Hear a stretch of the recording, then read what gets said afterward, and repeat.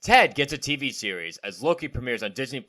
The trailer for Lin-Manuel Miranda's feature film directorial debut was released, and the film adaptation for his Tony Award-winning musical In the Heights hits theaters.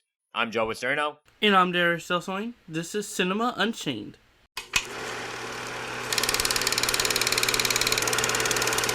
All right. Welcome back to Cinema Unchained. Now, before we get into Ted's TV show, don't forget to like, follow, share, subscribe, and hit the bell to get all notifications whether you're on Apple Podcasts, Pandora, YouTube, and so much more. Follow our social media pages in the description. Now, before we get into our first thoughts of Loki, according to Deadline, a television series based on Seth MacFarlane's 2012 film about a foul-mouthed teddy bear, Ted, has been ordered by NBC's streaming service Peacock. Seth MacFarlane is currently in talks to voice the titular role, but no mention has been made of Mark Wahlberg returning to the franchise. Darius, I was a little surprised when you sent me this article for us to talk about today. What do you think about all this? I mean, because we haven't heard anything about the Ted franchise, or just Ted in general in such a long time. So I just thought this felt like, wow, this is really out there. Like, it's pretty cool, to say the least. I mean, it's great to see Seth MacFarlane back in the role, as well as having full creative direction. That's also really good. And knowing that it's a live-action Ted, I wouldn't expect any less. But I do find it interesting that Mila Kunis and Mark Wahlberg haven't been reported to be coming back. And honestly, I'd be fine if they didn't. I'd be fine if this is a Ted series that focused maybe in Mark Wahlberg's character's age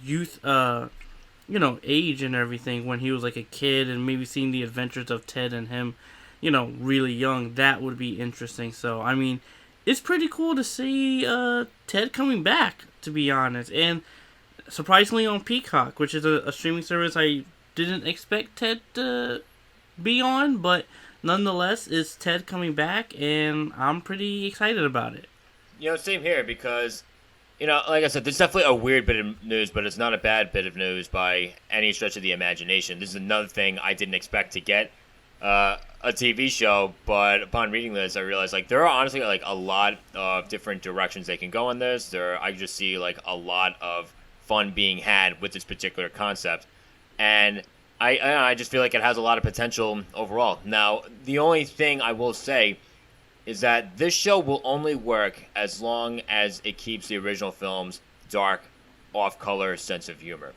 And yeah, because again, we're in the age of everything's offensive, people getting canceled left and right over the dumbest shit.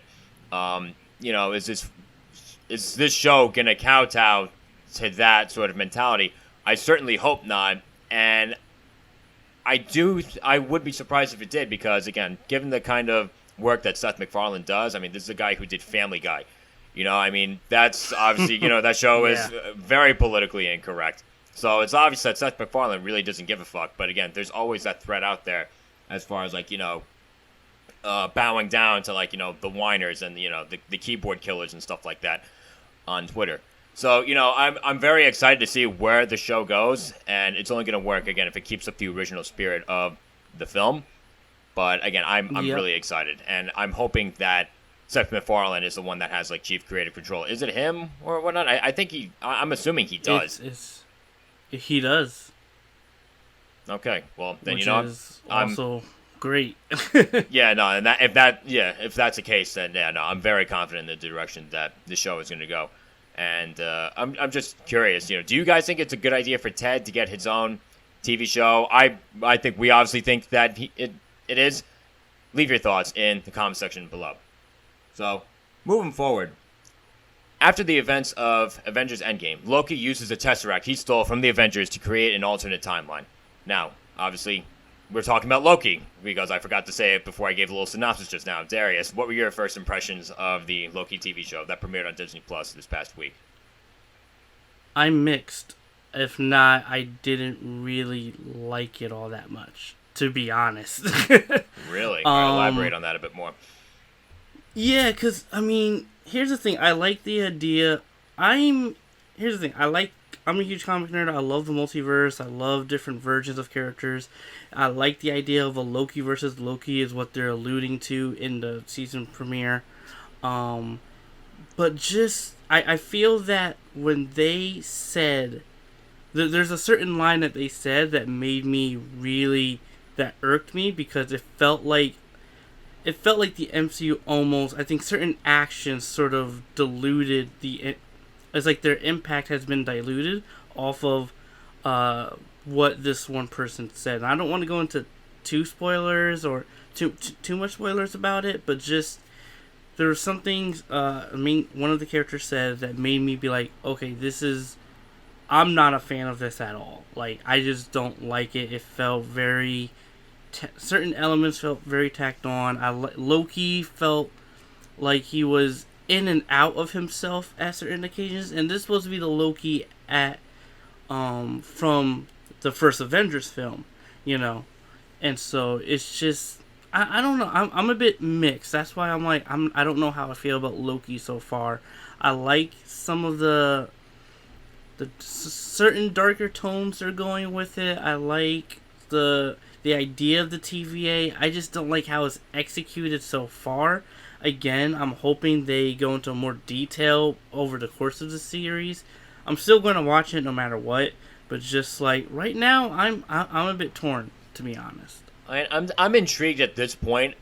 I'm waiting to see exactly the directions that the show goes in before, of course, like I can make like, you know, a final decision or just get a more informed opinion as far as like how I feel so far, because it's weird. I feel like this movie gives us a lot, but there's a lot that needs to be given in order for me to have, like, you know, an opinion for the show so far, which again makes sense.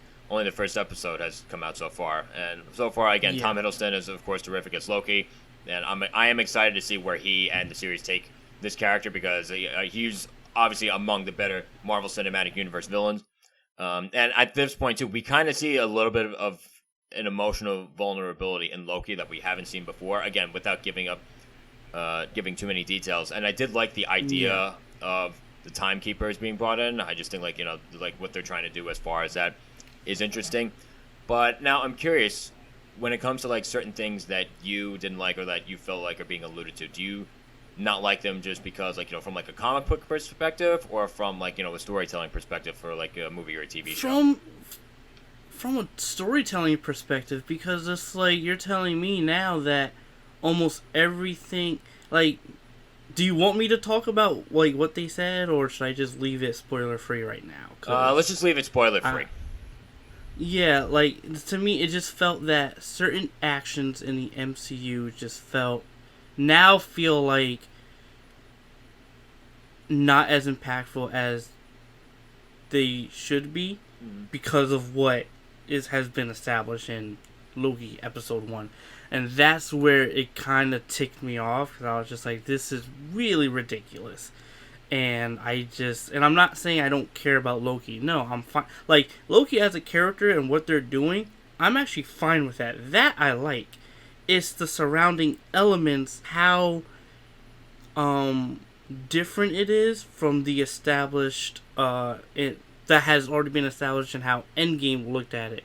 And so it felt very different for almost no reason, and certain explanations just felt very... It didn't feel as well thought out as it should be.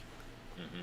And now, again, I mean, this is only the first episode, so... Yeah, that was going to be my next question, too. Like, you know, do you think that's the sort of thing that can be developed better as episodes come on, or is it still really too early to tell?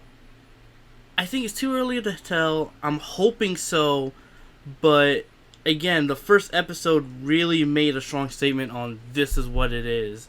So, which is why I'm like, I hope they do more with it, or explain more later on. And again, I'm aware of the multiverse. I'm aware of time travel and the various different ways time travel has been portrayed in science fiction. It's just, there's this one line that really made it feel as if the MCU almost lacked impactfulness, that made me be like, really? You've got to be kidding me.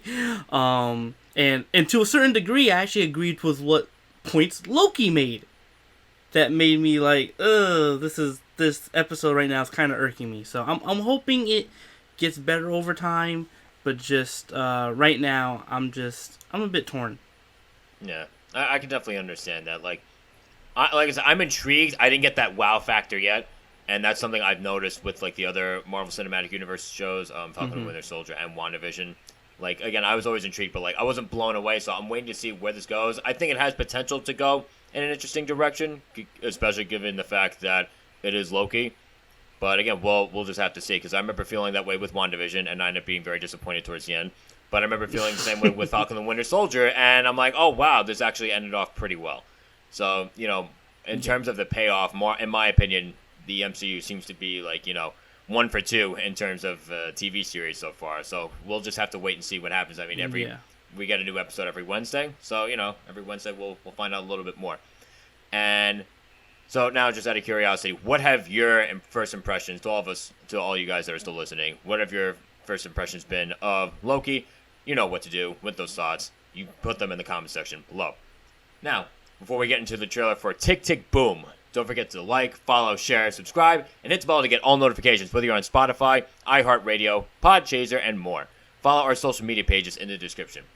Before we cap off the show with our review of In the Heights, the directorial debut of Lin-Manuel Miranda is a semi-autobiographical account of a young Jonathan Larson, a.k.a. the creator of Rent, in 1990, as he struggles to make his dream of becoming a successful theater composer a reality. So, Darius, what'd you think of the trailer for Tick Tick Boom? I'm intrigued, honestly. I really like Andrew Garfield, despite certain things in the Amazing Spider-Man series. But I like him as an actor. I liked him in Social Network. I think he has so much potential. I think you can clearly see he's getting better. He's getting honestly, I'm pretty blown away by his acting skills, even from this trailer and other trailers I've seen that he's coming back and everything. And so I'm intrigued in Lin-Manuel. I think I'm really happy to see more of these musicals and plays getting a cinematic adaptation, because I think with that in mind, it's also going to hopefully bring the people who are maybe intrigued by these, they go watch it, maybe they actually go watch the plays, maybe, I say maybe, in the musicals, like on Broadway, that sort of thing. And so I'm excited for this. I like Andrew Garfield. Lin-Manuel has proven that he's been just blowing it out of the park from Hamilton to we'll get to the movie that's also with him, by him. And so I'm pretty excited for this, actually. Same here, because number one, I do love the setting, because I feel like for whatever reason the 90s is a setting that just hasn't been fully utilized in film yet, so I definitely like that aspect of this film so far. There definitely is a fantastical feeling that comes with this, at least from the trailer so far, that kind of reminds me of Rocket Man. Now that I think about it, which again, I was thinking that too. Loved Rocket Man. As far as Andrew Garfield, again, I'm in the same boat as you. He's a terrific actor. Loved him in The Social Network. Loved him in Hacksaw Ridge. If you've never gotten it, I don't know if you've gotten a chance to watch Hacksaw yes, Ridge. Amazing film. Amazing film, and he's phenomenal in it. As far as Lin-Manuel, again, this is his directing debut, really, especially for film. Now, I'm confident he can direct things from like a musical and choreographic perspective. As far as like all the other aspects of filmmaking, whether it's like getting a great performance out of an actor or just like doing the right thing with a camera and just like being inventive with that, like he can be with music and choreography. That's still a question mark at this point. I'm not saying that he can't, but I'm not saying that he can either. He's still a bit of an unknown entity in this department, as far as I know. And this is another movie that I had no idea that this was happening.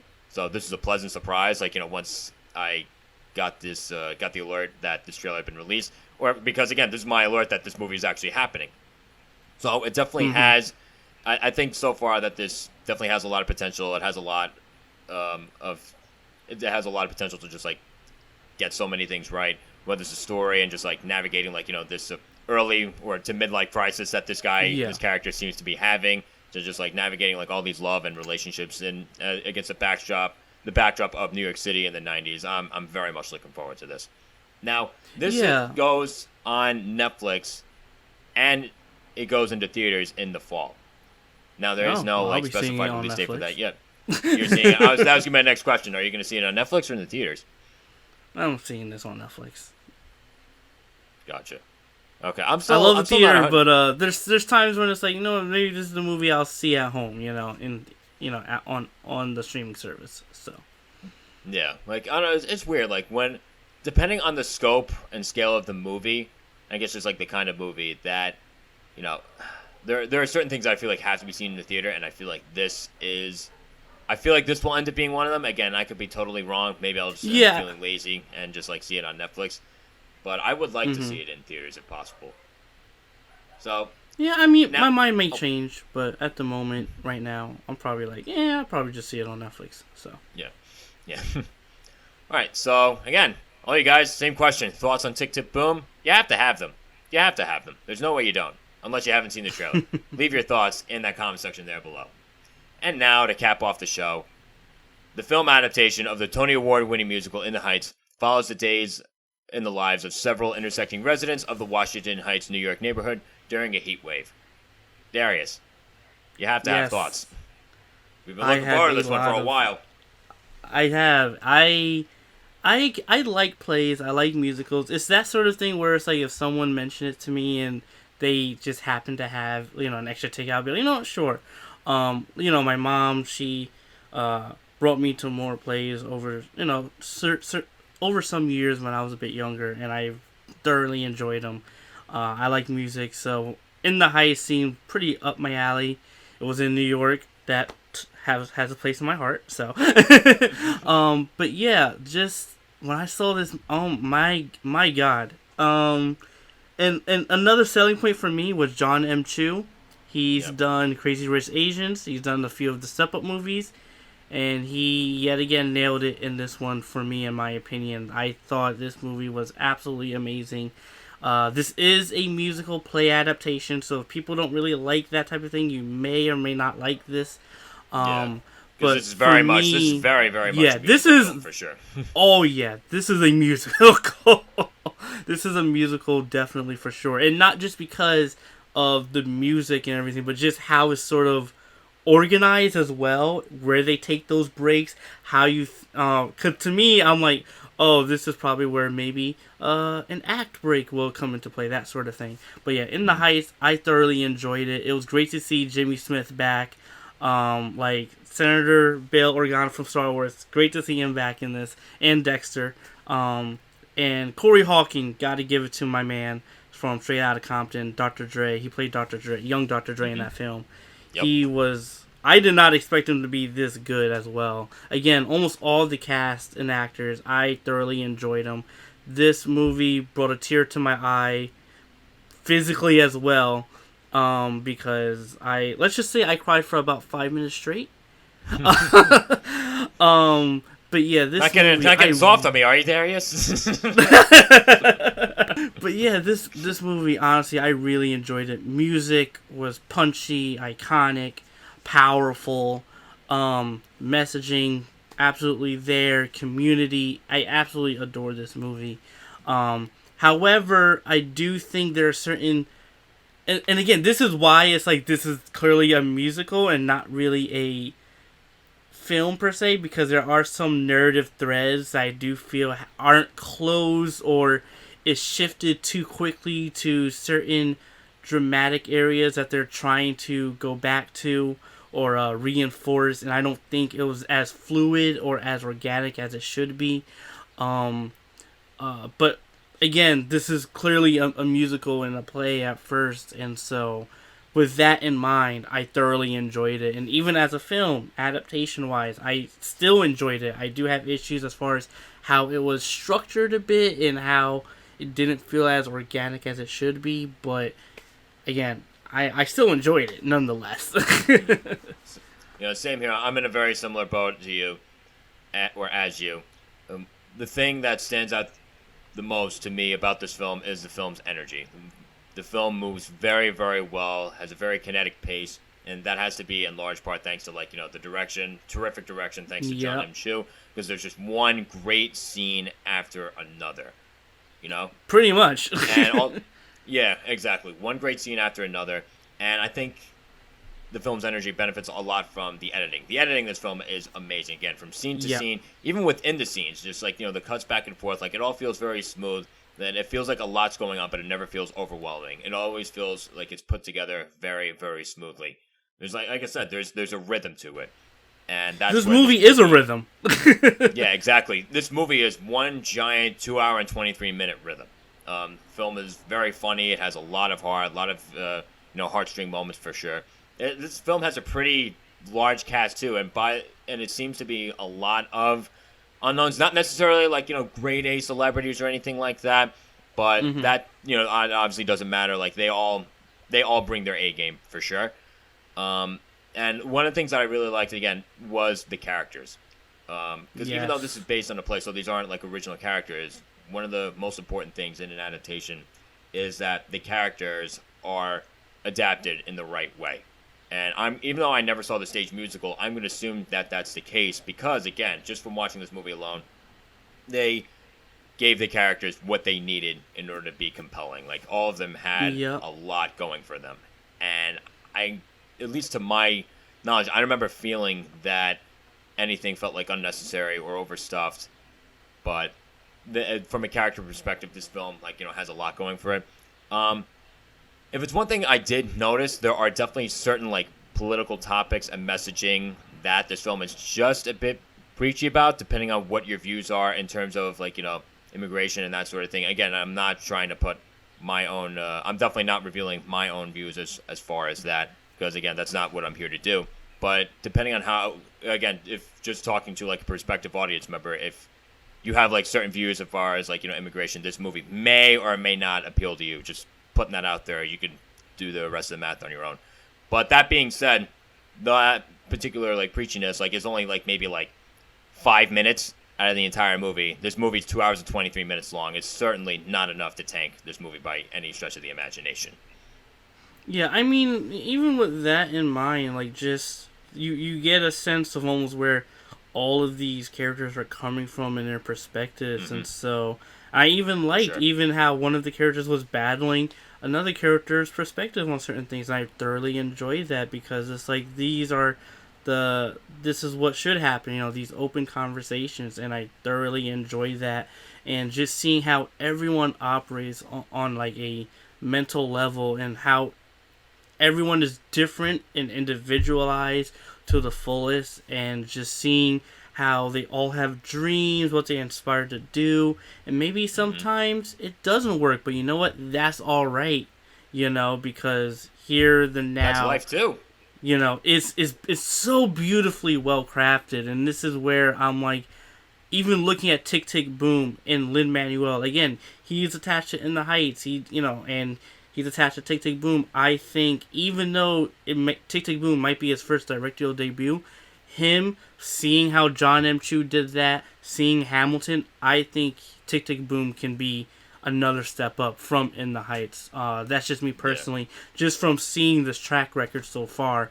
But yeah, In the Heights, have to give it to Abuela. She, oh man, absolutely love her. I love every single character in this movie. They all did just so well, and I thoroughly just believed every single one of them and all of their goals and their ambitions.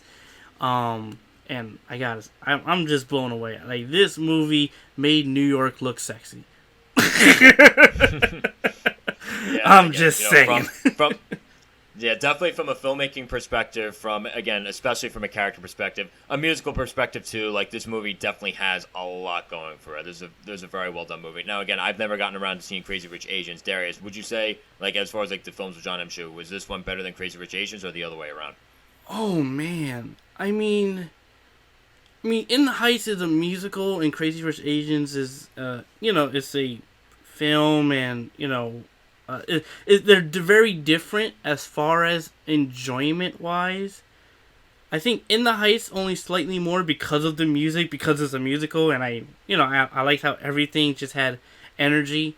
I'm not saying Crazy Rich Asians didn't. That one did too, with Awkwafina being that comedic relief in that film. It's really hard because I love both, but for different reasons. So I can't really say I like one more than the other. Like I said, I'm happy to see more of the Asian families getting representation from Crazy Rich Asians. Within the Heights is the Dominican Republic, Hispanics. I love that representation. So it's hard for me to say which I like more. I love both, but for different reasons.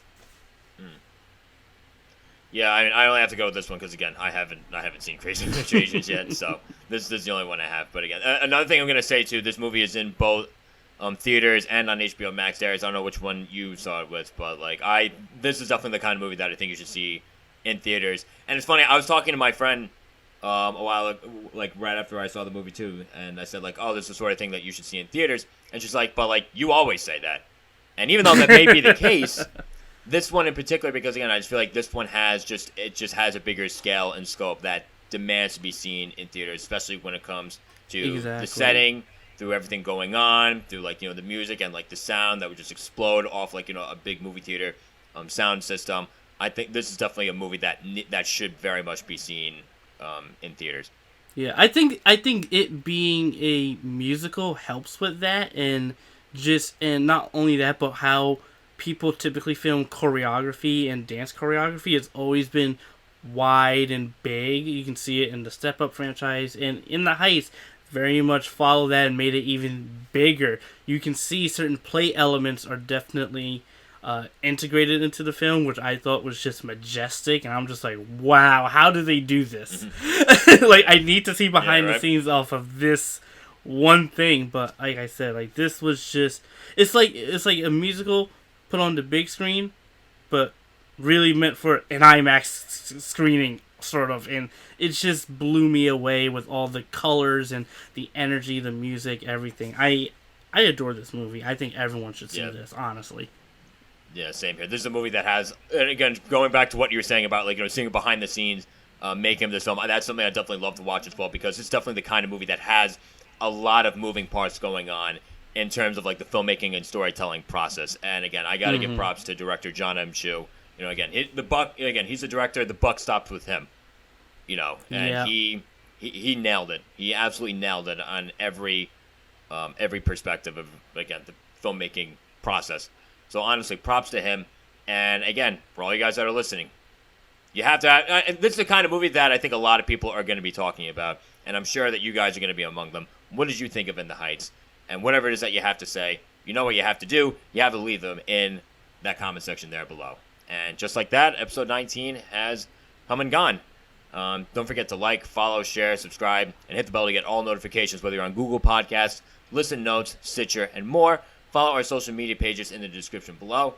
And just looking forward to our next episode. We're going to be reviewing Disney Pixar's next film, Luca, as well as a Netflix dramedy, like a fatherhood dramedy starring Kevin Hart, named basically Fatherhood, so it should be easy enough to remember.